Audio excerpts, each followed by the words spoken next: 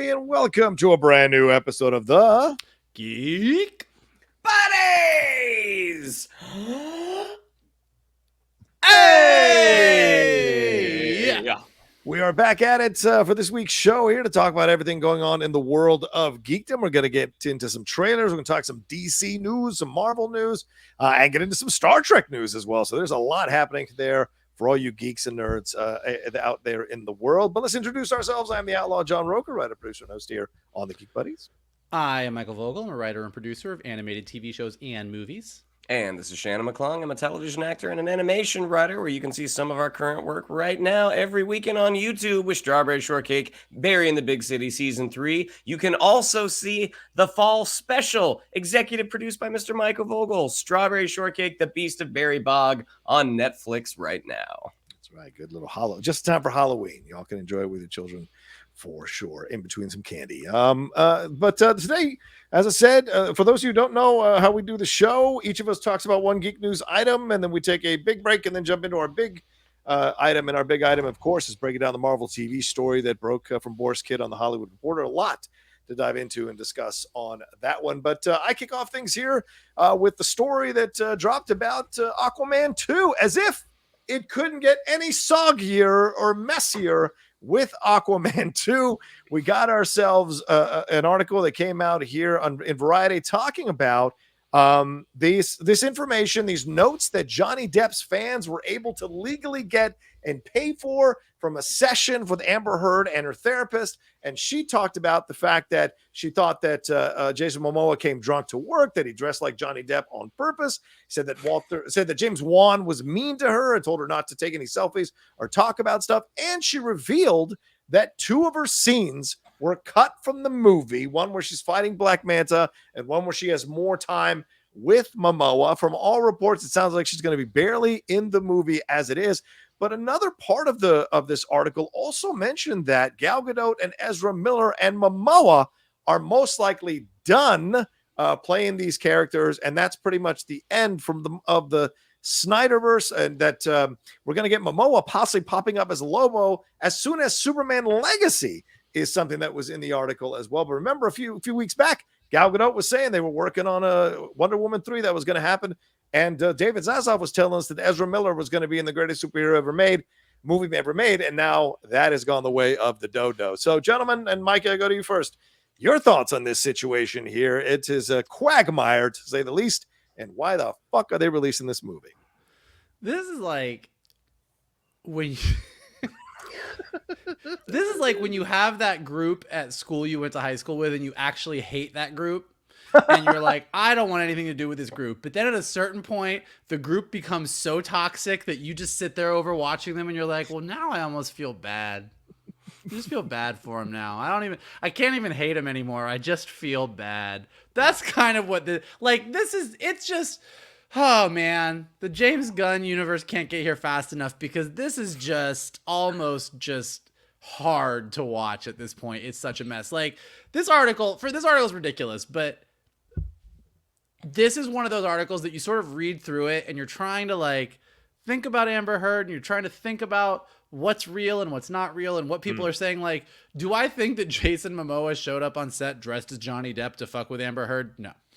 I think dude wore a flowy shirt because dude likes flowy shirts and she kind of went, you're sticking it to me. Like, that's what I think happened. I wear these bracelets every day. What are you talking about? Yeah, I mean, Jason Momoa dresses like a pirate. Like, that's just what it is. 100%. Like, I don't think he's doing it to fuck with her. Do I think Jason Momoa drank on set? Yeah. Like, when the response is, Jason Momoa is very responsible. Sure, he has a beer sometimes, but who doesn't? That's kind of what you say about your dad who drinks too much. Like, so probably maybe he was drinking on set. I don't know. But yeah, and then like James Wan was mean to me because he told me not to take selfies. Like, I'm like, okay. Like, now I'm sure she did get some scenes cut. Yeah. I don't know how much her scenes were cut because of Johnny Depp drama and how much her scenes were cut because she's not that good in the movie. Like she wasn't that good in Aquaman. Like, agreed. I mean, and also, you know, it kind of came out like there was a lot of talk about her and Momoa's chemistry. Mm-hmm. And I think her reps came out and said, that's ridiculous. They took a chemistry test. Right. Yes. everyone does a chemistry test. That's how you do casting. It doesn't change the fact that anybody with 2 eyes could watch the Aquaman movie and be like, look, they don't have chemistry like that. Like it wasn't there on screen. So that's all of that is just like, at this point, I just feel bad for Aquaman 2. Like I genuinely do feel bad for like all the people that worked to make Aquaman 2 happen, and James Wan and everybody else, because at this point it's just like, nobody is going into this like, all right, guys. I mean, Mike Kalinowski is excited about it, so they got that going for him. But everyone else at this point is just kind of like, all right, let's just get through this and get to the good stuff. I do think that the chances of Jason Momoa being Lobo are higher now than they were before. Yes. Like if Aquaman is in the new DC universe and he's playing Lobo, I don't know what sort of they were separated at birth storyline they would be trying to pull. But if Momoa and everybody is out and they are just not a part of this universe anymore, and that's the reason that Momoa came out of DC and Warner Brothers cheering on his social media, was because they were like, listen, Aquaman has sunk, but we got an idea. All right, cool. Like that could be a thing. Yeah. But yeah, at this point, and even like just the tone of the article when it came out, it was like, look, Shazam 2 sucked. Blue Beetle bombed. Flash was a disaster. And here comes Aquaman 2. It's just like, it is like, it is the movies. It's the cinematic universe version of womp womp. Shannon, your thoughts on this, man? You're the Aquaman fan of the three of us. You're the biggest Aquaman fan on set here. Yeah, I mean, as to these were notes that her therapist took. So these are things that Amber Heard was saying in a session. You are getting a very you're getting one person's take on these things, and it doesn't. You don't have to search that deep into Google to find Jason Momoa's wardrobe of choice. Is it eclectic? Yes. Is it similar to what Johnny Depp wore in Pirates of the Caribbean? Yeah. So it's one of those things like, okay, yeah, maybe that is how you took it. That you took it that he was sticking it to you because he was wearing a flowy pirate shirt. Yeah. The whole thing about, he likes to have a beer. When you are the star and the EP of a movie, if you have a drink on set, more than likely most people aren't going to say anything to you. Right. Of course. Probably not. Is that something you should do as a working professional? Probably not. But again, when you are the star in an EP, that's something that will happen. Maybe he was method acting. Yeah, there you go. He was digging deep. As to her scenes getting cut, I mean, look, chemistry tests don't necessarily mean like you do a chemistry test to see if these two people, do they look good together on screen? Do they react well together on screen? Yeah. But you know what a chemistry test is a 2-hour movie. I mean, it is a scene or scenes and be like, okay, we think this is going to work. And sometimes they're wrong. Sometimes things just don't turn out that well. And that is the case. I mean, I know watching the trailers for the first Aquaman, Amber Heard's performance did not give me a lot of confidence. Yeah. But she was not the only thing that I found troubling in those trailers. The movie itself, I was kind of like, I don't know. I mean, a lot of this comedy in the trailers, at least, is kind of landing like a lead balloon. The movie itself, there was a lot of things that were wrong with that movie, and Amber Heard's performance was one of them. Was it as bad as I had feared? No, but that doesn't mean it was good. So it's not this getting rid of what she had done, kind of like, okay, let's just try to move past this. Taking selfies on set, again, that's not something that they encourage with a big movie like this. So again, her being one of the stars, you would think that maybe they would give her a little bit of leeway, but maybe not. Yeah.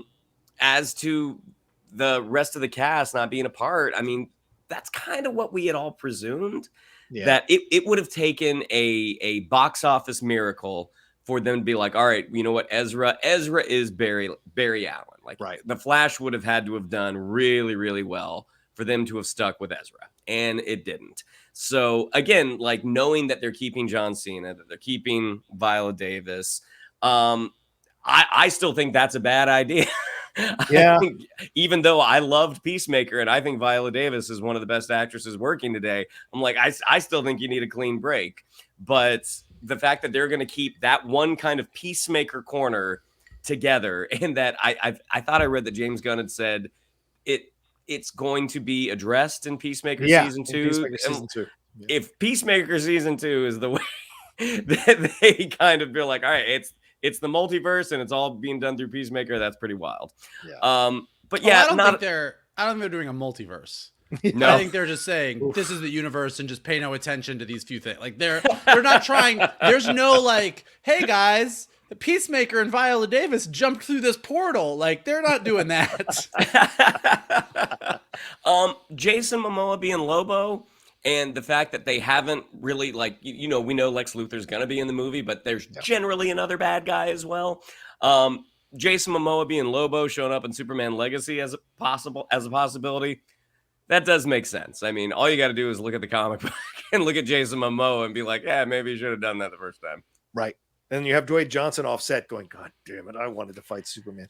The other two things, and I know we got to wrap up this section of the show real quick, but I want to ask you guys this. The other two things that popped up in the article are that and this is written by Tatiana Siegel there in Variety. She mentions that Gunn and Safran do not have the autonomous approach to DC that Feige has, that this is more running by committee. The people on the Max side of things, Casey Bloys, they're involved in the decision making of how this is going forward. And the other thing that really caught my eye is that the article mentions that Warner Brothers could be sold to Universal in 2 years, and here we go all over again, which would really just kind of explode so many DC fans' heads all over the place. So, Michael, what do you think of this? As someone who's been in these rooms as an executive, this idea that it could be sold in 2 years, what the hell is going to happen? And the idea that it's not going to be Gunn and Safran running this whole thing, even though they are essentially going to be seen as point person. I mean, I can't wait for the inevitable Justice League versus the Fast and the Furious movie. Yeah. Like that. Yeah. Just seeing a bunch of heroes flying towards a bunch of cars. It's gonna be wild, guys. All right, two things. One, Warner Brothers getting sold to Universal. Like, listen, everything's getting sold. I don't put any stock in this until it gets like real. Like, this is right. And I'm not saying this isn't real, but I mean, it's just as real as like, is Iger getting ready to like sell off parts of Disney and sell it to Apple? Like, if 5 years from now we have Disney, Universal, and Apple, and everything else is underneath them, I wouldn't say that I'd be shocked, but I'm also not going to start running around saying the entertainment sky is falling until the sky is falling. It's like, well, okay, maybe, let's just see. As far as the other thing, like this has been one of the issues that DC has always had. And even though I think Gunn and Safran have a lot more control than others have had prior, this is the key difference. What Marvel did way back in the day, after they had sold off X-Men and Daredevil and Spider-Man and the Hulk, they were like, hey, we're not going to go to Paramount or Disney or Universal and have them make our movie. Right. We are going to pay for the movie ourselves and have Paramount distribute it. So we are going to pay for it all, and whoever pays for it all gets to do whatever the fuck they want.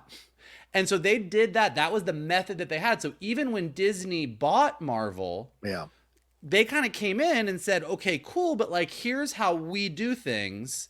And at that point, right when Disney bought them was right when Avengers came out. And that was at a point where you're like, okay, look, you clearly know what the fuck you're doing. So keep doing it. So Marvel has always sort of operated as this, we are a unit and we do our thing, because they started off by saying, we're going to do this. Like we sold off characters and we don't want to do that anymore. We're going to do our own thing. So they've always kind of built into their corporate culture, even when that corporate culture moved over to Disney, we do things our way. We know Marvel, we're the Marvel way. And Kevin Feige had sort of proved himself to Iger by the point that he did. So they kind of continue to do that.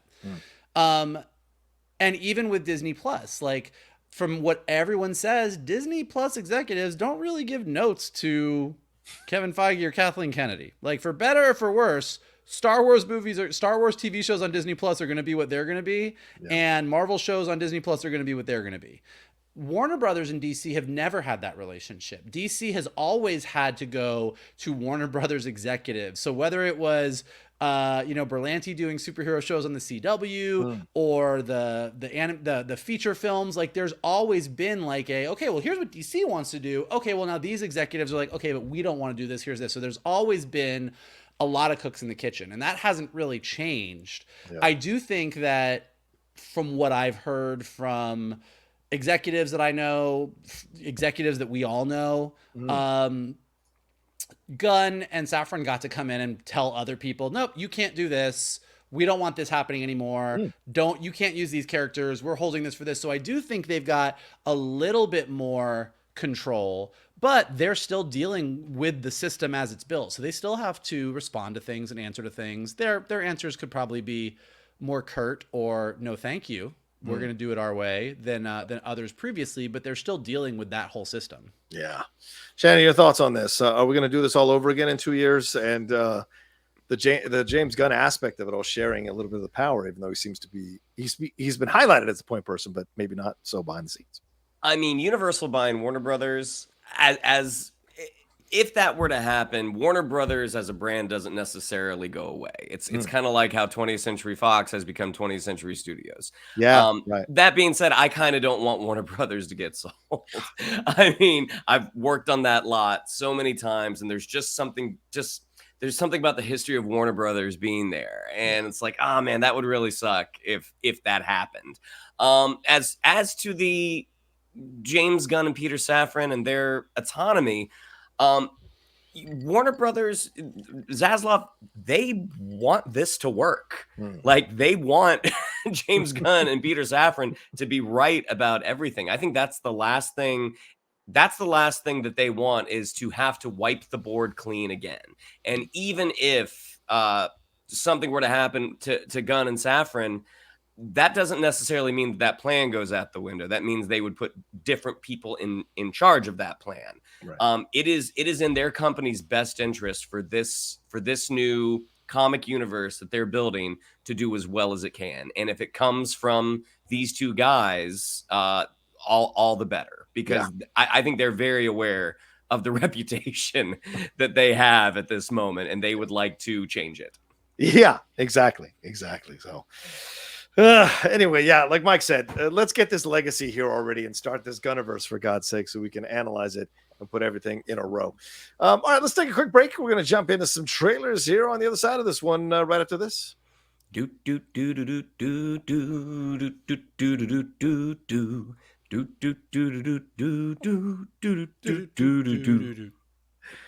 McClung, take it away.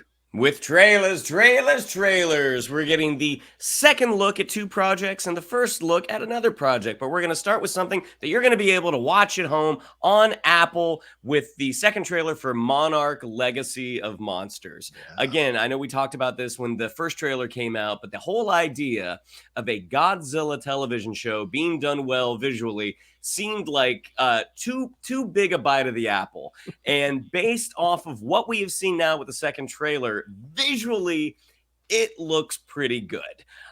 In terms of what the story is, I mean, again, it just seems like they're kind of building off of Godzilla 2. That this is a world now where monsters are part of our everyday lives. Again, visually, this thing just looks incredible. We get a shot of Godzilla coming out of a desert. We have an incredible shot of the camera coming up over Godzilla's tail, and you see just how massive this kaiju is. There are many shows that I've been looking forward to seeing on streaming. But MONARCH Legacy of Monsters is quickly climbing that chart right now. But gentlemen, I'll throw it over to you. Johnny, why don't you take it away first? What'd you think of our second look at MONARCH Legacy of Monsters? Listen, I grew up watching these monster movies, so I have such a love for these monster movies when they get it right. I liked Godzilla.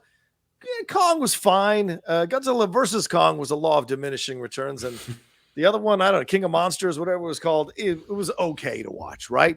Well, the thing is that they tried to mix this idea of a really interesting conspiracy-based storyline with espionage and the stuff going on with the government involved in his program and the monsters. Well, I don't think the movies have really got it right.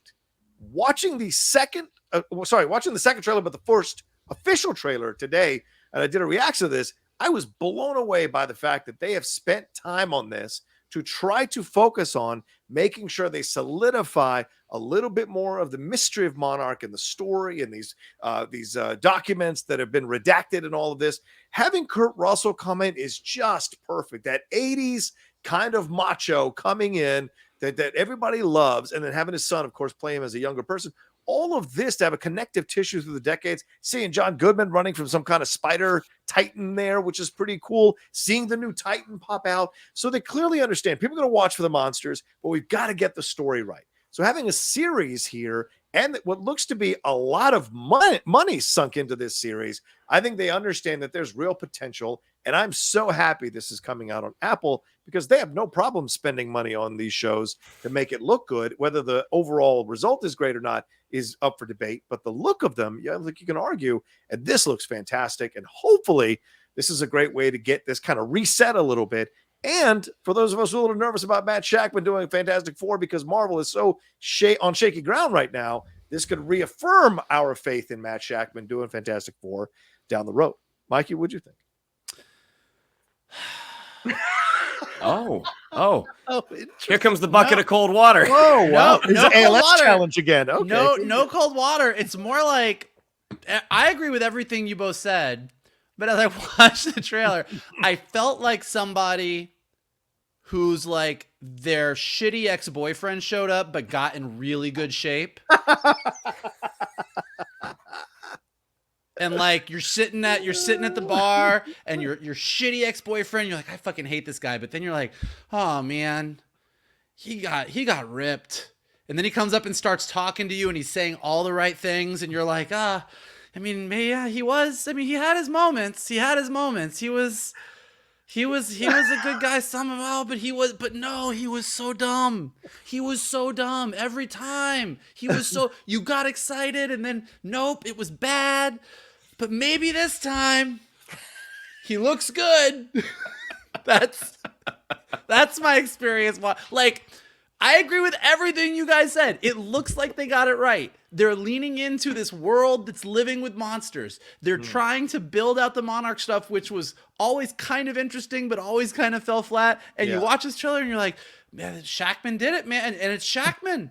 You know, like, okay, like, I'm good. Like, we're going to see. But then I'm like, just feel like I'm being fooled. I think I'm being fooled here. Should I go to dinner with him? Oh, I don't know. That's how I feel.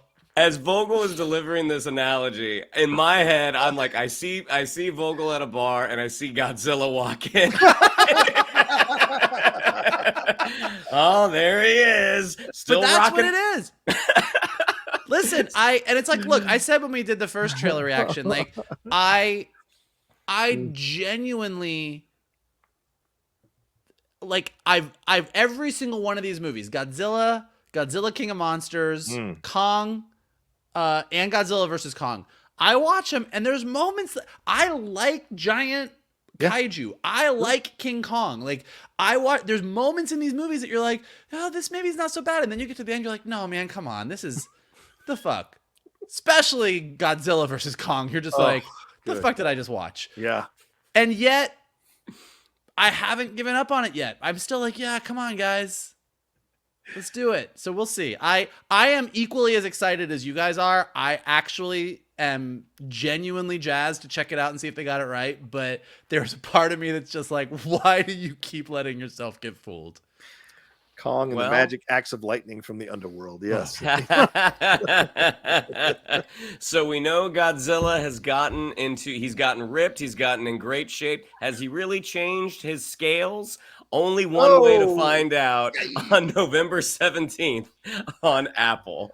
So our next trailer, we get our second look at Wonka. So this trailer came out. The movie was announced, and it was sort of like, do we need a young Willy Wonka movie? And then the trailer came out, and there was just something delightfully delightfully winter movie about it. Like it looks like it is a musical. It is just filled with whimsy. The one thing about it is Timothy Chalamet. Obviously, Timothy Chalamet is not Gene Wilder.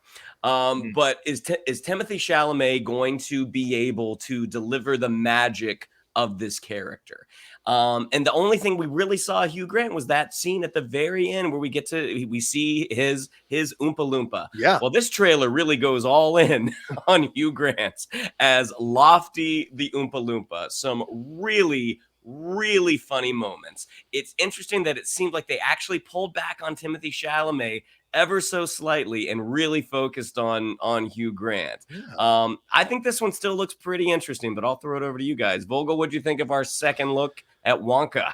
I mean, look, it comes out on my birthday and I'm excited. I love Willy Wonka as a concept. I don't know that anything past the Gene Wilder movie has ever really Willy Wonka and the Chocolate Factory is a lot like with the original Wizard of Oz. We live in an era where you can do all the special effects in the world that they couldn't do back then. And you go back and you watch the original Wizard of Oz and it's, very of its time. And you watch the original Willy Wonka and those effects don't hold up today. And there's still something magical about it. And every time they've ever tried to come back to it, you're like, yeah, you had better special effects, but you didn't hit the magic. These trailers look like it hits the magic. The Paddington movies are two of the more whimsical movies that have come out in the past couple decades. Like they definitely have the right feeling and emotion and vibe. So I'm going, and I love a musical. So I'm going in, I'm going in very excited. I think my expectations are high. I hope they're not too high, but my expectations are high. And so everything that I've seen so far leads me to this is definitely a Vogel movie. Johnny, do you still feel like you want a Wonka bar? What do you think? Yeah, absolutely. I really liked this second trailer. We didn't get any new songs, but certainly we got a lot of staging for the choreography of the dancing that's going to go on in these songs. So I like that. But I really like the scope of the trailer. I mean, we're going to some phantom castle out in the middle of nowhere where chocolate apparently falls through the concrete windows and what have you. And there's a massive chocolate fountain. We have this very funny, well, not funny, I wouldn't say funny, but this attempt at a humorous interaction about somebody who throws up when they hear the word poor. We get Rowan Atkinson, who's always a welcome delight in any British film or British approach to film. And there's just a lightness to this and a magic to this. And I saw some people go like, where's the weirdness? And I'm like, hey, I don't think this is going to have the weirdness to it until maybe the end. But I mean, he's sitting here talking to an Oompa Loompa and it's a fun interaction. And I like that they made him an older energy. Like it's a Hugh Grant essentially guiding Wonka through this process. So it's not Oompa Loompa working for Wonka. It's an Oompa Loompa who is essentially a counsel for him as he's doing the things that he's doing. An older energy here who's going to school him, but also does his own thing, like that putting the sleep mask on and off there, having the conversation with him, which I think is hilarious. So there was a lot to this that I found super interesting. What is the young girl's role in all of this? Because she's clearly connected to Olivia Colman, but what is her connection to helping Wonka and all of this? So to me, there's a lot here that I think is going to work. And I've really got to watch these Paddington movies because it's clear that there's a lot of magic in what this guy creates and what this guy does. So that came through when I was watching the second trailer even more so, Well, but why does Keegan-Michael Key have a New York accent in Europe? I would like that clarification at some points. But anyway, people move, Johnny. Yeah, yes, they do. I guess they do. You used to live in Virginia. That's true. Accident. Well, Wonka comes out on Vogel's 25th birthday on December 15th. Oh, we're still celebrating that one, are we? Okay. And that brings us to our last trailer. I know one that John is very excited to talk about, called The Iron Claw. So for those of our audience members that don't know a ton about wrestling, way before the days of the WWE and before that it was the WWF, wrestling was kind of divided regionally in the country. And this movie is about the Von Erichs. So this is a wrestling family. The patriarch was a guy named Fritz Von Erich. He had 5 sons, I think, Yes. 4 or 5 Yeah, sons. six. Yeah. 6 sons, Mhm. and a lot of them kind of tragically passed. And Zac Efron is playing Kevin Von Erich. We also have, oh my gosh, from The Bear, Jeremy Allen White as Carrie Von Erich. This one looks like, I don't know who this story is for, but I do think it looks really, really good. But I'll throw it over to Johnny first. What did you think of our first look at the Iron Claw? No one was more surprised to me that this worked. Like, it really worked. And I'm seeing people online going like, this could be an Oscar contender. And I'm just shocked by that kind of reaction to it, because I wasn't the biggest fan of Zac Efron with his Ted Bundy film. I didn't think the film was that great. And I thought he was okay, but not great. I thought he was on the precipice of being a good dramatic actor. Kind of like I felt when I saw Cruise in Born on the 4th of July, or DiCaprio in The Aviator. Close, but not quite there. Seeing him here, it is here and it is there now. Just seeing what he's doing. Yes, he got super ripped and all of that. And Jeremy Allen White has said in numerous interviews, like, Zac had this shit down. I was struggling. Zac had this shit down, understood how to do it. But there's a lot of tragedy in this story. There's a lot to do with mental health, with addiction, with, as you saw in the trailer, an overbearing father, which is a staple of pro wrestling. And getting the great Holt McElhaney to play this character is genius, just genius, because of what he does in Mindhunter and that FX show that I can't remember the name of that he did. It was so good. Like Lights Out. I think. Lights Out. Right. Yeah. With what's his face's brother there, and having Maura Tierney in here is a nice energy as well as a balance. But you can tell from the trailer, this is going to have a lot of depth to it, a lot of pain, a lot of emotion to it. And yes, it's about pro wrestling in Texas in the 1970s. You see the Fabulous Freebirds are one of my favorite factions. You see Ric Flair. So for wrestling fans, you're going to get that. But it also, for people who are not wrestling fans, you're going to get a human story of tragedy and triumph and success and lessons here and all of that a lot of people are going to connect to and relate to. So really surprised. Plus, this guy directed Martha Marcy May Marlene, which blew up Elizabeth Olsen. So to me, this looks like so much better than it had any right to be, and I can't wait to see it. Mikey, you ready to throw on your singlet for the Iron Claw? It looks legitimately like a great movie. I have a hard time getting past like just looking at Zac Efron. Hello. Like, not in a good way. No, not in a good way. He's not Godzilla in the bar, is what you're saying. He's not. Well, if you put a picture of Zac Efron from High School Musical, if you put a picture of Troy next to a picture of this, it's literally like Bruce Banner and the Hulk. Like, it is just like such an extreme transformation, and not necessarily in like it's impressive. And like, clearly for the role, it's perfect. And look, I think Zac Efron really has turned into a really solid actor. Like, I think it looked like this trailer, like, looks like he's holding his own. Everything you said, like, he looks like he's holding his own. Like, this looks like an actor's movie. Like, they look like they are going for it. It looks good. It's just, I'm just like, this is like going from like High School Musical to I'm super hot Zac Efron, like Baywatch era, to like, I am this. I'm like, ugh, it's just a lot. It's just a lot to take in for me. What about Jeremy Allen White? Did he look like too much? No. Okay. Looks great. All right. Looks great. Look lovely. That he can come into the bar with me and Godzilla. We'll all hang out together. It'll be great. But no, I mean, that's like that is just it's just one of those things like seeing Zac Efron in this trailer was kind of shocking. That everything else you said is really great. What are you doing later, Michael? I mean, it's a lot. I don't like Zac Efron in about 10 years. It's not going to be pretty. Oh, wow. Listen to you. Okay. I don't think it's going to be pretty. I don't know. This is a total divergence from the trailer itself. This was my reaction watching it. Wow. I was like, ooh. No, it looks really like it absolutely. You wouldn't think that a wrestling movie, like a movie about the history of wrestling, would be like an Oscar contender, as you said. But then you watch the trailer and you're like, no, this feels like the type of movie that like come Oscar season people will be talking about. So I do think it looks really, really good.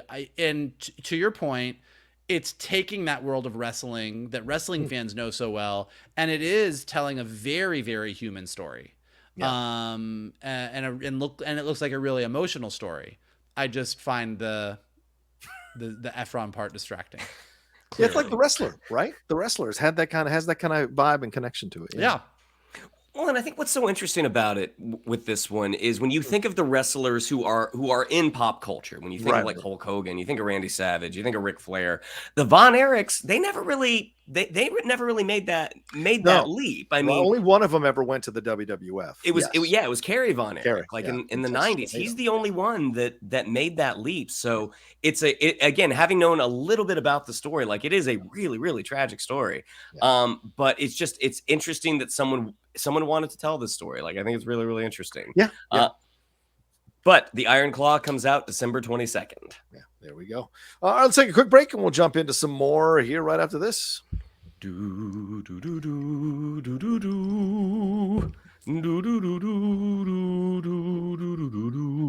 preface. Good call. Mikey, take it away, my man. All right. Well, if you are a Star Trek fan, you might still not have checked out Star Trek Prodigy because a lot of people didn't when it was on Paramount Plus. But the people that did watch Star Trek Prodigy really liked it a lot. So when Paramount Plus decided to go ahead and scrap the plans for a season 2 of Star Trek Prodigy and decided to get rid of Star Trek Prodigy on their streaming service, people were not so thrilled. And as fans are wont to do, there were petitions and there were letter writing campaigns and there was a whole bunch of hashtag Save Star Trek Prodigy. And as someone who really genuinely enjoyed Star Trek Prodigy and thought it was a really, really good, solid Star Trek show that had its own vibe, I was bummed. And I was also kind of sad because I didn't think any of the fan uproar was gonna amount to much. And I am happy to say that I was wrong. Star Trek Prodigy is going to be returning, and it is going to be returning to Netflix. The global streamer has picked up the animated series, and the first season that aired on Paramount Plus will be available early next year. And then they are going into production on the second season, which will also be coming to Netflix. And so this is a huge win for Star Trek fans in general. And it's another chapter of all of the epic streaming battles that are happening as things are hopping from streamer to streamer. But Alex Kurtzman and the showrunners, Dan and Kevin Hagman, said on Twitter, they said, "Thank you to our incredible Star Trek Prodigy fans who champion not just a show, but a community that's always been connected by the belief that we build a better future together. We set out to inspire you, but you inspired us. The team is still hard at work on the second season, and we can't wait to share it with the amazing fans around the world." So awesome news all around for animation, for Star Trek in general. Gentlemen, I am pretty sure that I'm safe in assuming that neither of you have checked out Star Trek Prodigy. Will you be checking it out when it comes to Netflix? Yeah, Mike, go ahead, Shannon. Yeah. When Netflix is a streamer, I go to way more than Paramount Plus. So it is certainly possible. An old coworker of mine is actually the voice of the ship. So Bonnie cool. Gordon. So I feel bad that I actually haven't tuned in yet. But in terms, it's really interesting because everyone that I know that has seen it sings its praises. They say it's really, really well done. And it surprises me, as Paramount is the home of everything Star Trek, like, why would you let this one go? But Netflix, way back when, before they got fully into the original programming game, things found a second life on Netflix. Like specifically thinking about Young Justice, that how many people saw Young Justice and it actually spurred it to then continue on HBO Max. So sure did.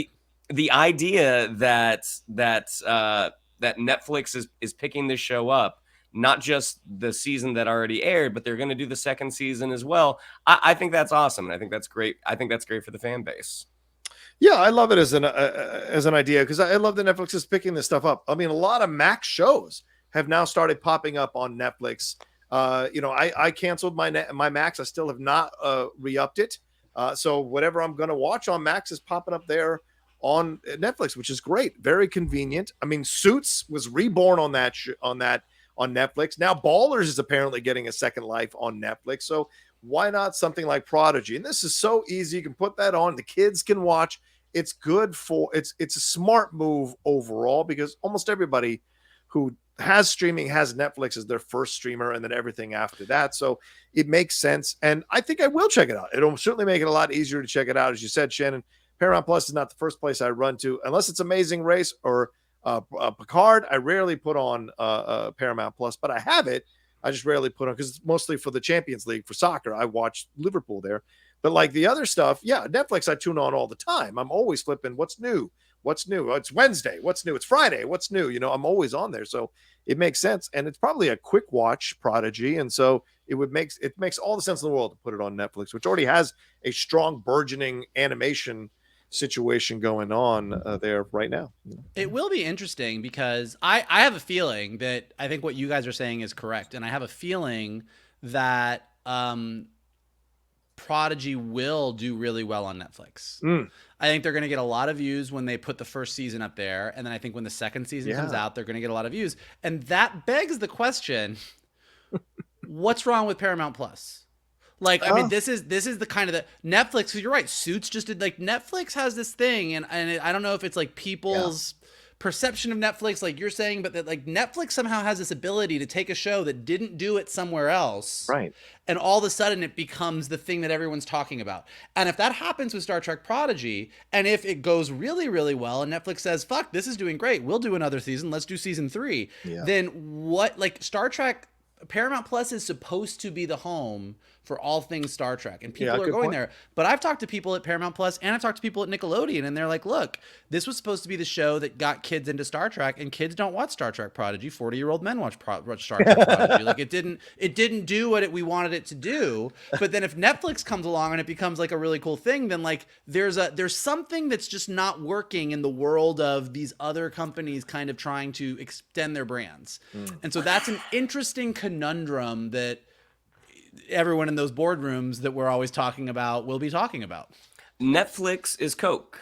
Netflix is McDonald's. I mean, you know, they were the first ones. And even though like you have seen some other streamers with some really, really good programming, Netflix is still the one that people are always, as of right now, at least, they're always going to go to first. Yeah.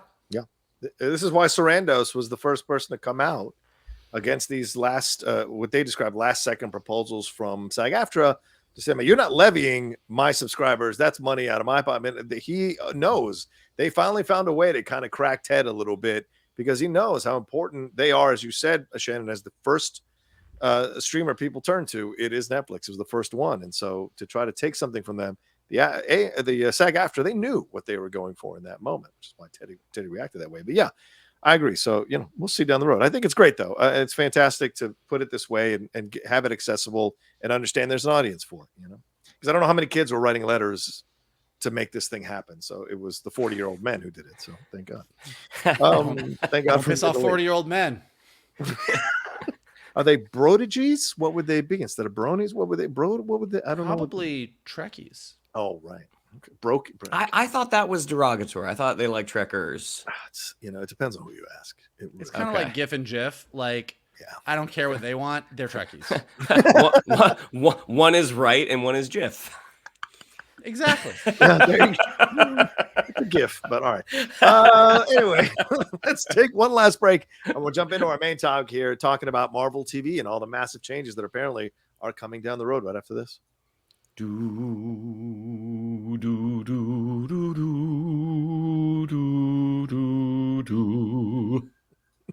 love it. All right, let's talk about this article. This was in the Hollywood Reporter from Boris Kidd, a great scooper and journalist here, and he wrote a really lengthy article about what is going to happen with Marvel TV, and he led off with the fact that Daredevil Born Again has hit the reset button.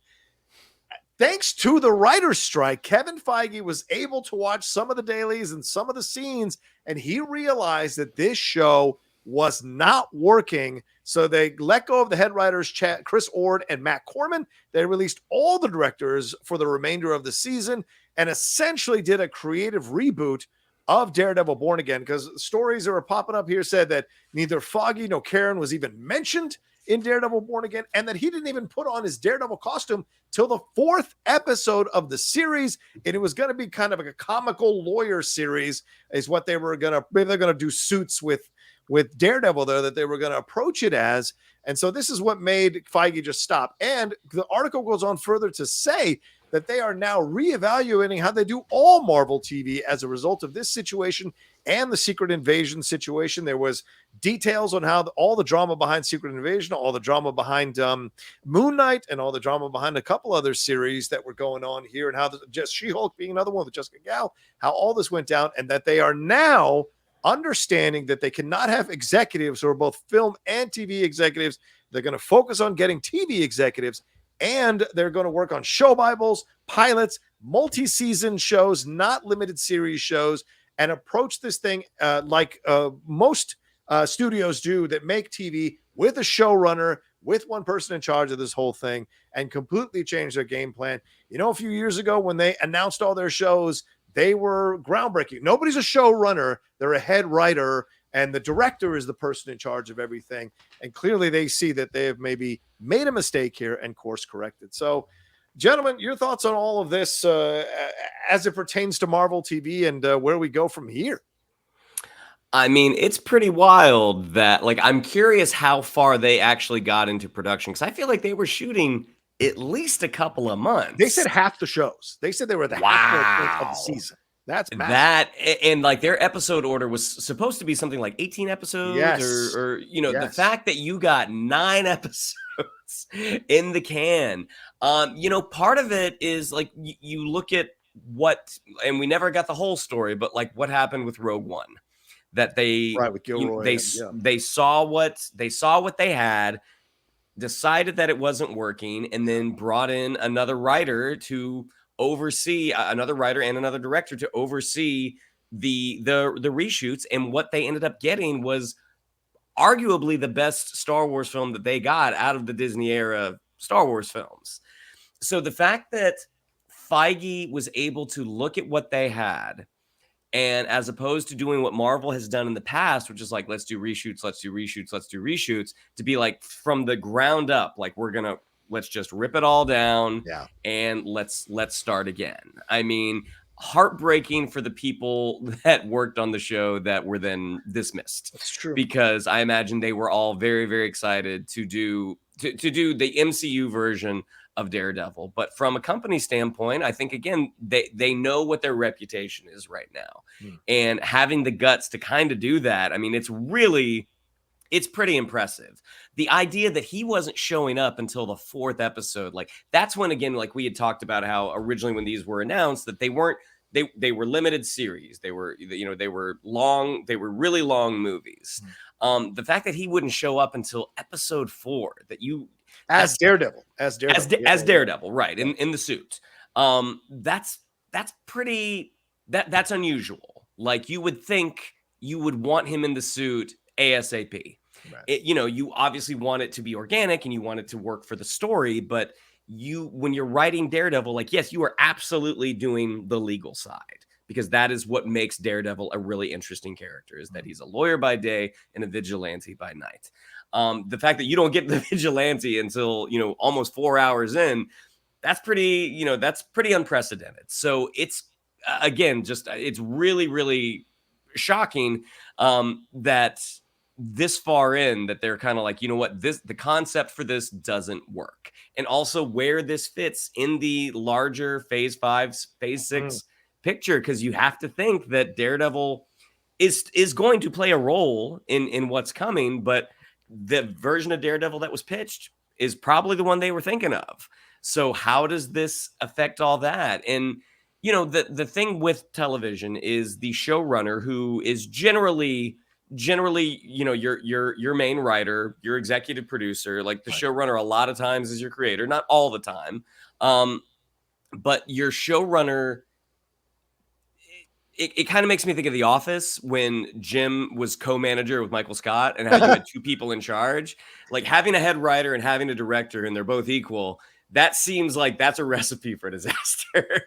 Because at the end of the day, you have to have one person making that decision. And that is what the showrunner does in television. Now, can the showrunner be overruled at times by the network? Absolutely.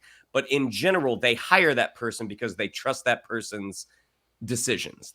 They're trusting that person's visions. Yeah. So, it's again, really, really shocking that they got this far down the road and they're starting over. But also, maybe this is going to turn it into the Daredevil show that everyone wants.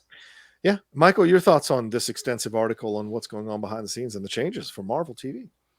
It was really interesting. I mean, look, it's absolutely a bummer that Daredevil is going to take longer to get to the screen, but I agree with Shannon that it's probably a good idea.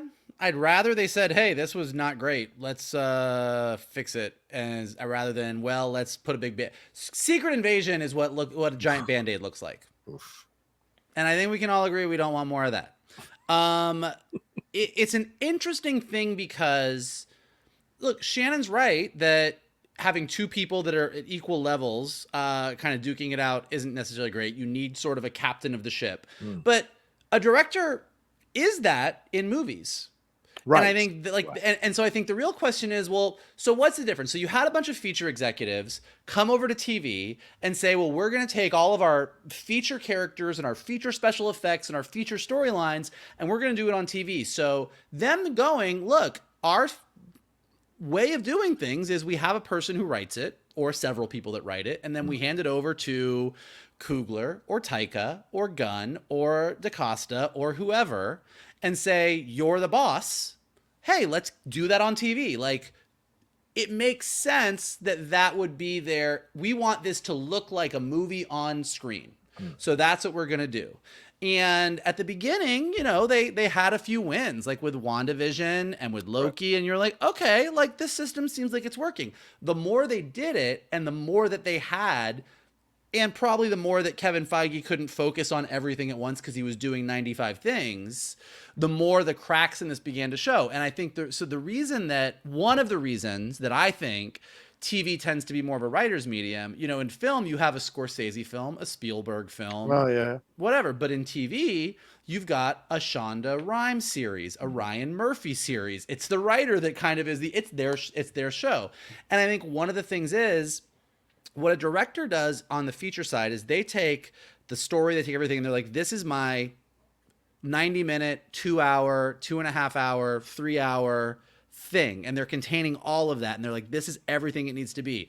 A story is a long story. A TV show is a story that goes from week to week to week and takes twists and turns. And one week it might have this vibe, and then one week it might have this vibe. And there's different, 1 week it's going to be all action, and 1 week it's going to be very comedic, and it's like it goes and does different things. And a writer is the person that's keeping all track of that. Like, is going, okay, this is where this character is going, and then the character goes here in episode 3, and then here in episode 4. And they're not as worried about how it's going to look. They're worried about, like, well, what's the character thing that we're telling? And, like, I think arguably, look, Marvel, we can argue about special effects all we want and special effects in TV, but Marvel shows generally look pretty good. The thing that's been falling apart is, where is this story going? Yeah. What's the pacing with this? Why is this episode, this is all that happens, and then everything gets rushed in the last minute? And that's all writer and character stuff. Like, and that's where having someone who is more adept at going, okay, yeah, we're telling this big story in 6 episodes, but what's each week's episode?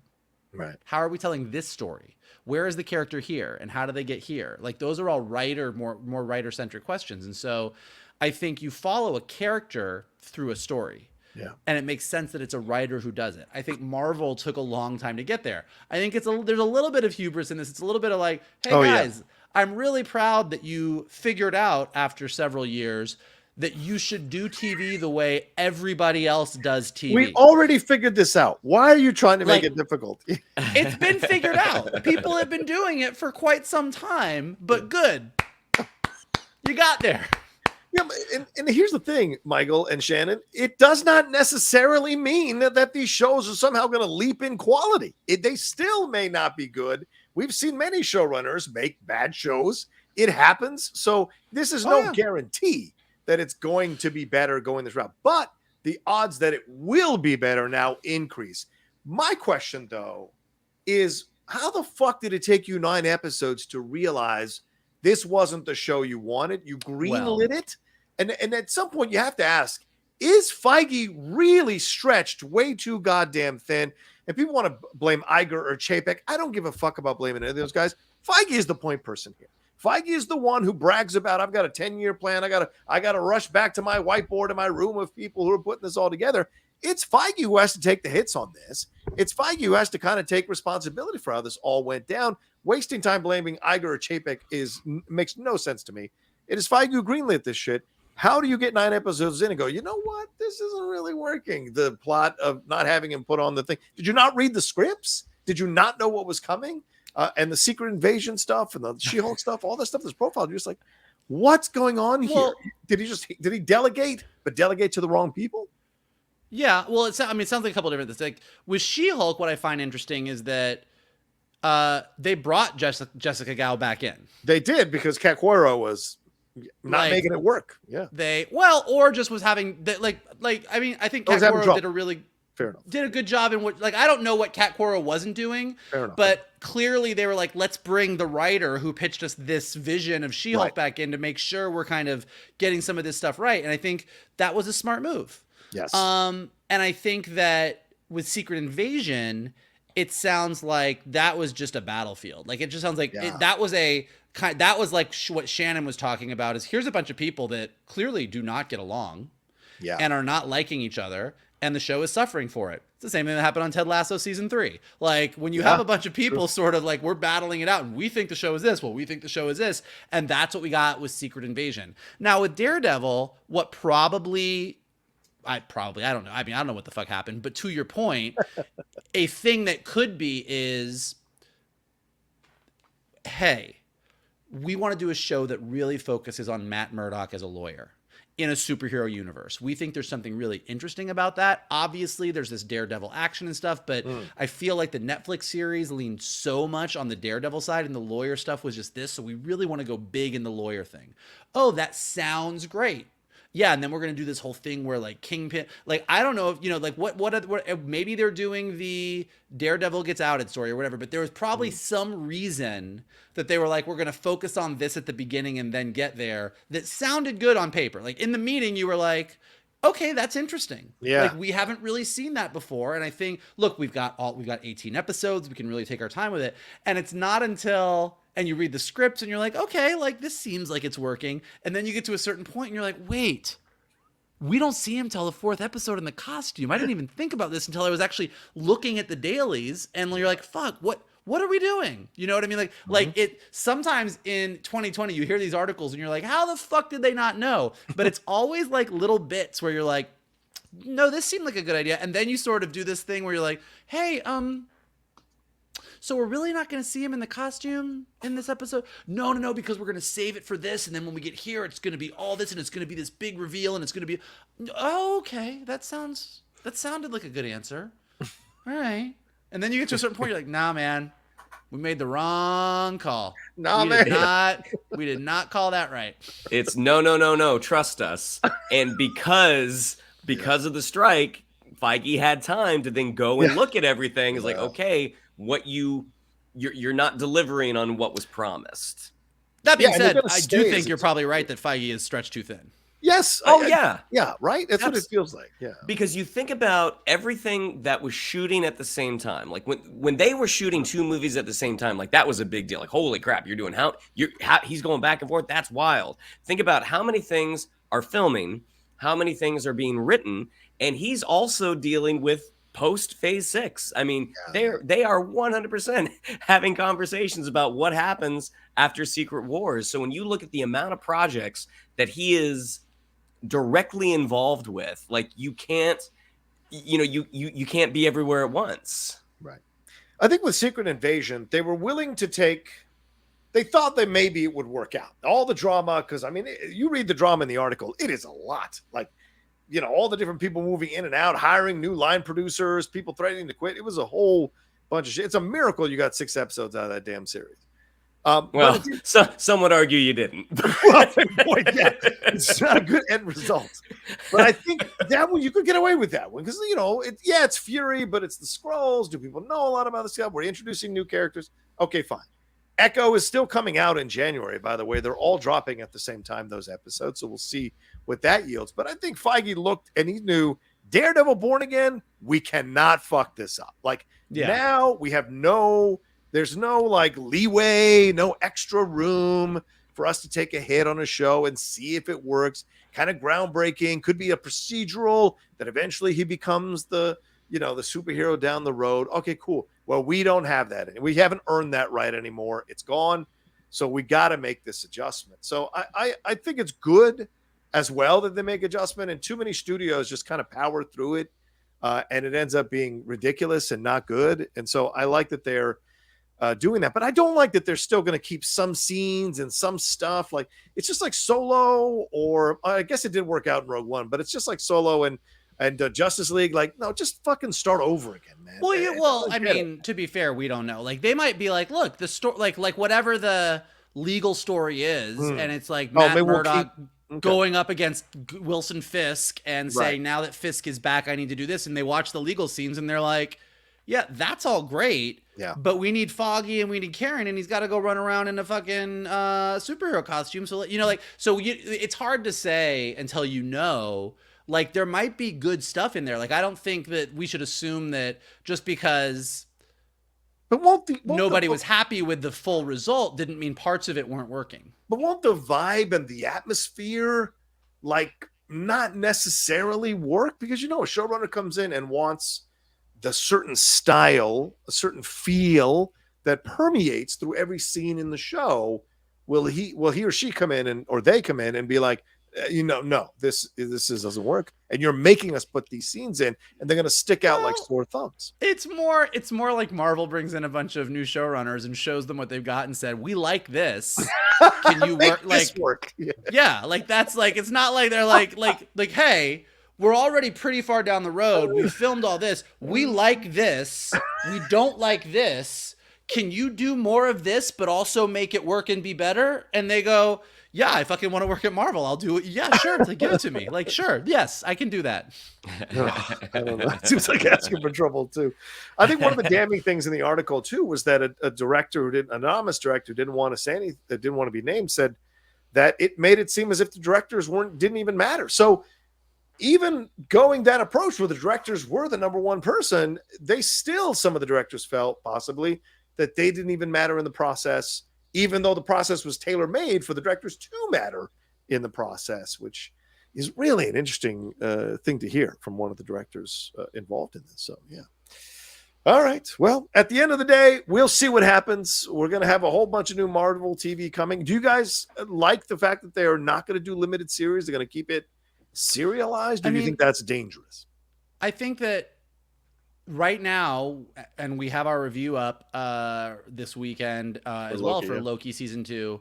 Look, Loki's the first Marvel show that has a season 2. Right. What if we'll have a season 2, but that's kind of its own animal. But Loki is a show that like is taking place within the bigger Marvel Cinematic Universe. It has a second season. These characters are continuing. And if you listen to our review this week, we're really enjoying where these characters are going. And we're enjoying that like other characters that didn't have as much of a chance to shine in 6 episodes of season 1 are getting more screen time. So all the stuff that's supposed to happen in a series that's ongoing is happening correctly. Oh, hold on. My headphone popped out because I was so upset. And I think that's what we want to see more of. Like, I want to see more of Wanda and Vision and Agatha and, like there's these characters that I want to see more. And so this idea that like these characters from the movies were all making little pit stops to do the in-between stories before they went to their next movie, not really the vibe. And so I think the idea that the ones that worked, Miss Marvel, if She-Hulk, which I liked, I know not everybody did, but like, I would be excited for a second season of Miss Marvel. I'd be excited for a second season of She-Hulk. Like, I would like to see those characters continue because I thought those shows kind of worked as TV shows. In the case of Miss Marvel, the superhero stuff worked less good, but the family stuff was a great setup for a series. So, I think that it's a smart idea to keep going with it. We'll see what they do. Okay. Shannon, any final words? I mean, I think both can work. I think when you're telling this one giant story, am I echoing there? When you're telling this one giant story, I think there's room for both. There's room for continuing adventures on television for this character and this other character. Yeah, maybe you just need. I don't think we need Falcon and Winter Soldier season 2, but I think what we got for the most part was okay. Yeah. So I think both can exist, but if they are trying to fully lean into television, then yeah, the limited series maybe going the way of Terrence Howard. I also think like don't throw the baby out with the bathwater though. Like I like you can have a limited series. Limited series have existed forever. That's why we have a word for it. It's limited series. Like I think that there are certain characters that can primarily exist in TV series that are ongoing and pop up occasionally in a movie. Like She-Hulk could continue into like a season 2 of a comedic legal drama in the Marvel Cinematic Universe, a season 3 of that, have some cameos, and then she shows up in Secret Wars and she joins the Avengers. Great. You can also do a Doctor Strange limited series where Benedict Cumberbatch comes in and it's 6 episodes and it's one and done, but it's telling this story that's really important and that's it. And we're not doing, and it would make sense that some of these big stars would come in for a limited series and other people would just be consistently on TV all the time in multiple seasons, and you could do both. Yeah. I like that idea. It's possibilities. All right, well, there you go. We'll see what happens. As we said, as Marvel TV goes along, we'll keep tabs on it and see what the end result's going to be. And if it kind of helps elevate what's going on in Marvel right now, we shall see. But that's the end of our show. Thank you so much for hanging out with us today. Shannon, what do we have to tell them? Yeah, if you'd like to follow us on social media, on Twitter, it's at @geek_buddies, on Instagram at @the_geek_buddies. If you'd like to follow me on social media, on Twitter, it's at @Shannon_McClung, on Instagram, it's Shannon the Geek Buddy. If you would like to follow Mr. Vogel, it is at NKToon. If you would like to follow Mr. Rocha, it is at The Rocha Says. Mike?